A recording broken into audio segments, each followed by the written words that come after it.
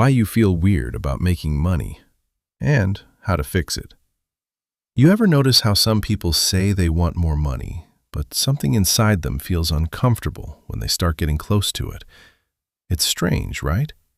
You'd think everyone would feel excited about making more money, but for a lot of people, money doesn't just represent opportunity.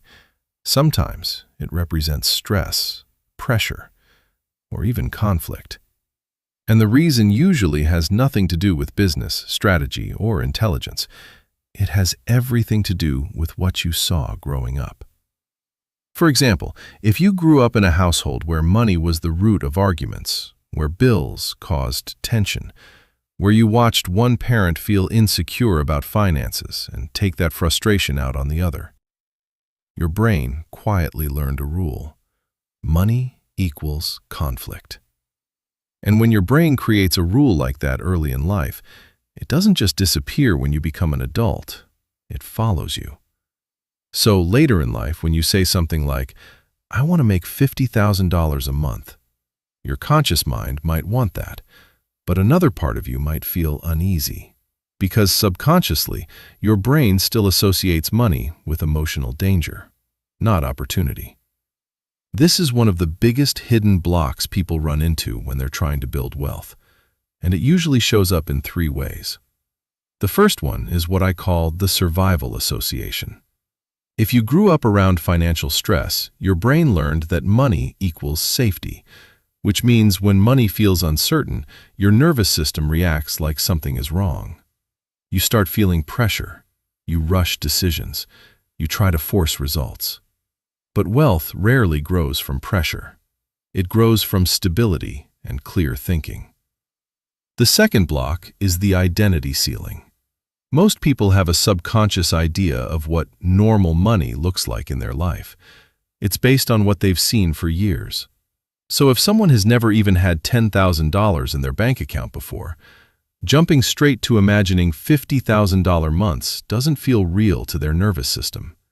Their brain thinks, "That's not our world." And when something doesn't feel familiar, the mind resists it. Not because you're incapable, but because your brain prefers what it knows. The third block is something people rarely talk about: hidden loyalty. Sometimes a part of us feels uncomfortable becoming more successful than the environment we came from. It almost feels like we're leaving our family story behind. But success isn't betrayal. Success can actually be healing. It can be the moment where the cycle of financial stress finally ends, where money becomes a source of stability instead of arguments. And the first step in changing your relationship with money is simply becoming aware of the beliefs you're carrying. There's a simple exercise that can reveal them in about 10 minutes. Grab a notebook and write this sentence at the top of the page: "Money is." Then finish that sentence 10 to 15 times without thinking too much. Money is stressful. Money is freedom. Money is hard to keep. Money creates problems. Whatever comes out, just write it. Those responses are often the beliefs running quietly in the background. Then ask yourself another question. What is my earliest memory involving money? Maybe it's hearing someone say, "We can't afford that." Maybe it's watching your parents argue. Maybe it's feeling embarrassed about money. Those early moments often shape how we see money for the rest of our lives. But here's the important part.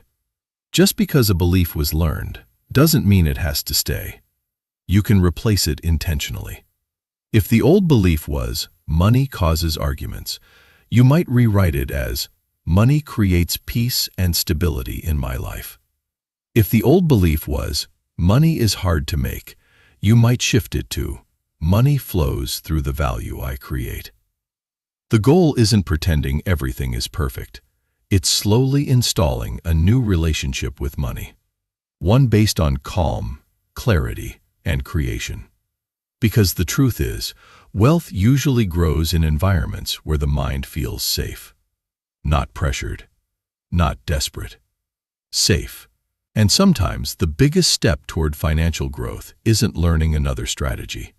It's simply healing the story you've been carrying about money all along.